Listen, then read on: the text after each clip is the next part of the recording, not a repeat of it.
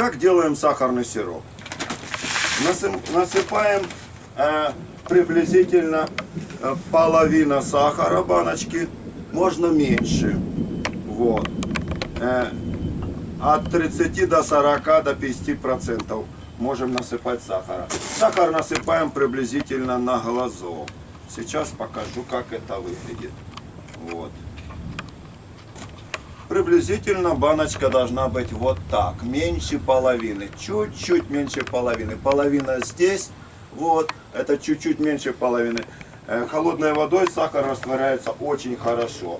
В природе сахар никто не кипятит, нектар всегда холодный. Это мы используем как в природе. Вот. Конечно, можно делать горячей водой, но не кипятить. Можно закипятить воду, ну, потом, чтобы немножко остыло, градусов до 80 по Цельсию, и можно разводить. Можно есть отопительные котлы в домах, можно горячую воду с крана наливать, тоже можно пользоваться. Сахар быстрее растворяется и больше растворяется. Вот таким образом насыпается.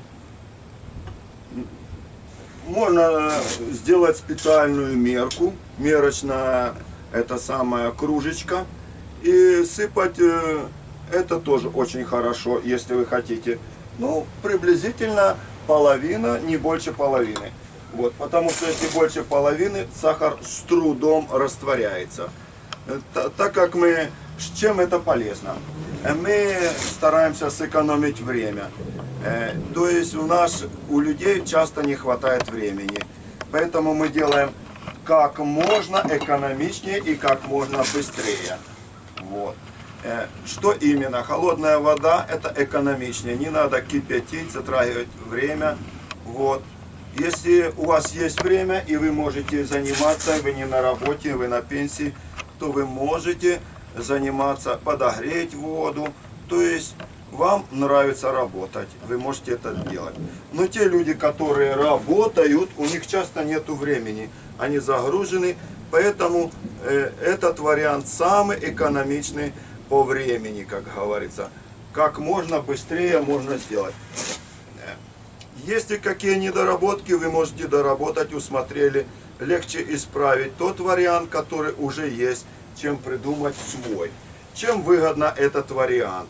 Этот вариант выгодный тем, что этот сиропчик вы можете поставить в любое время дня и ночи. Или в дождь, или в непогоду. Так как эти баночки стоят в специальной надставочке, куда пчелы не пролазят, потому что эта баночка переворачивается и ставится на сеточку. И это самый безопасный вариант для подкормки пчел. Особенно для любителей. Не надо открывать гнездо, не надо. Это можно подкармливать и ранней весной, и летом, и поздней осенью, в любое время года, когда пчелы не сидят в клубе. Поэтому этот вариант очень выгодный, удобный и экономичный. Что еще можем сказать? Вот таким образом мы насыпаем. Насыпали приблизительно на глазок. Следующий вариант, мы наливаем воду до конца баночки. Наливаем каждую баночку полную. Баночка обычно служит полмесяца, и она потом загрязняется, на ней остается налет сахара, который не растворился. И поэтому баночку можно помыть, и она служит еще полмесяца. Вот, как говорится, это не составит труда сполоснуть баночку, и она очень удобный вариант для использования. Вот такую крышку у меня переносного ящика, вот такая небольшая, я ее использую для приноса сахарного сиропа. Вот таким образом наливаю. Вот.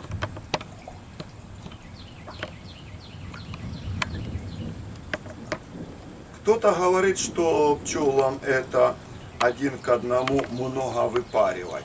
Ну, я вам скажу, с одной стороны, это одно мышление, что надо им выпаривать. С другой стороны, мышление подсказывает то, что пчелам все равно нужна вода. И они очень много воды приносят в улик. Это лишняя работа. Также устраняется тем, что мы даем такой не сильно густой сироп. И для развития семьи это дает облегчение, потому что пчелы больше затрачивают времени на другие работы, чем принос воды. Вот таким образом берем ложку и размешиваем сахар. Вот так немножко помешали. Следующая баночка. То же самое размешиваем. Вот. Двух заходов вполне достаточно, сахар почти весь растворяется.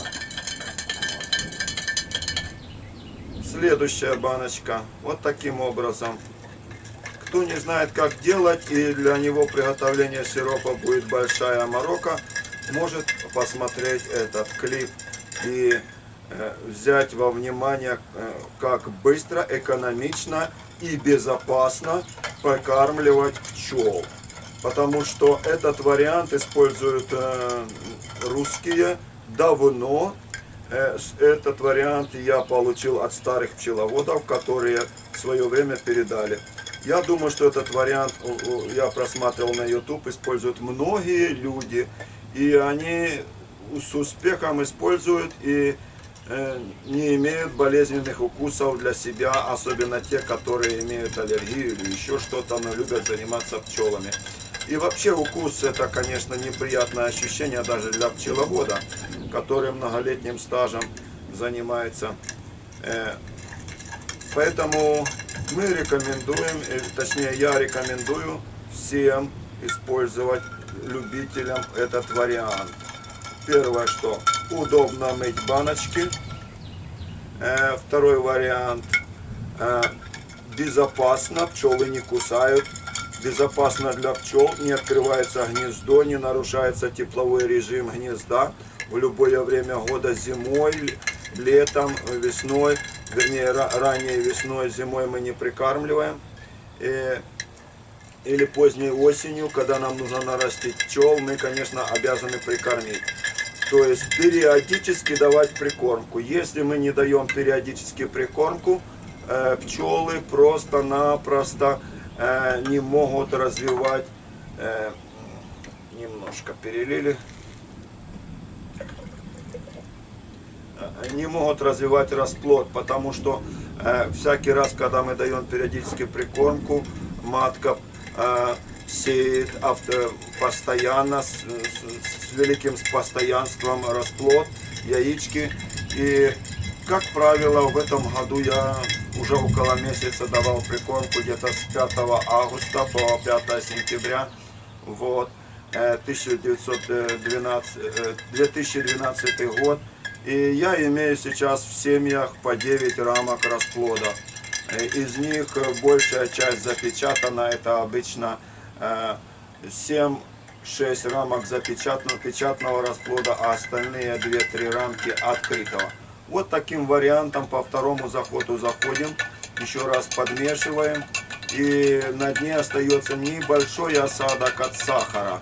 И эти баночки практически готовы к употреблению. Сейчас мы покажем, как мы будем их устанавливать, как будем закрывать, вот, как переворачивать, куда ставить.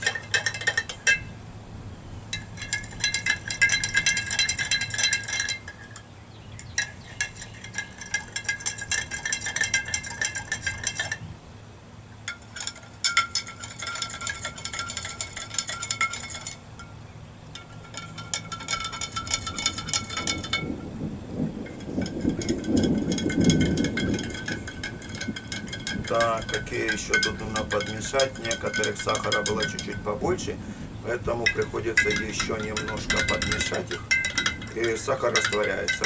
Естественно, теплой водой сахар быстрее растворяется. Еще хочу сказать маленький секрет. Если в каждой баночке есть понемножко сахарного сиропа, почему-то в сахарном сиропе